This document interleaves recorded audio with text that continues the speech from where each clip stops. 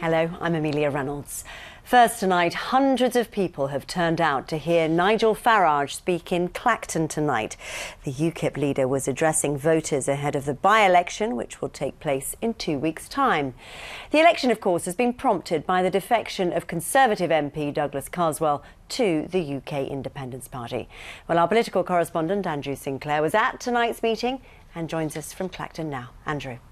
Amelia, public political meetings where anyone can turn up and listen to a big-name speaker are very rare things these days because the main parties prefer to screen their audiences to make sure that there's no embarrassing moments. And also, despite this being a high-profile by-election, Nigel Farage is the only leader to visit Clacton so far. So that's why tonight's meeting was very significant. And more than 700 people turned up here. In fact, at one stage, there was a traffic jam outside the place where he was speaking. Most of them were non-UKIP members. UKIP are modestly saying that this is the biggest public meeting ever held in Clacton. Nigel Farage got a standing ovation when he arrived. It was a very typical Farage speech. He attacked what he called the career political class. He questioned global warming. He attacked the government over immigration. And, of course, he attacked the European Union. We want a Europe of democratic sovereign states that trade with each other and don't fight each other. We want all of these things. But above all, we love our own country, and we're not ashamed to say it, and the only people that should govern Britain are the British people themselves.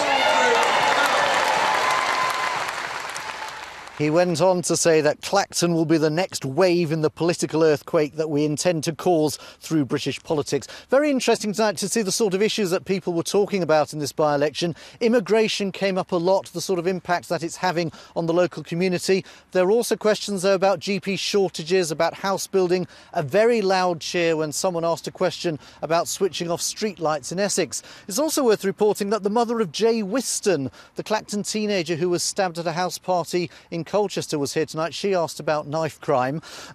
Also, it's still very strange to hear the UKIP candidate Douglas Carswell criticising his former party. Tonight he said that the government's failings in Clacton are a microcosm of what the government's got wrong in the country. And they gave him a very loud round of applause for that. Thanks very much, Andrew. And for a full list of all the other candidates standing in the Clacton by-election, you can go to the BBC Essex website.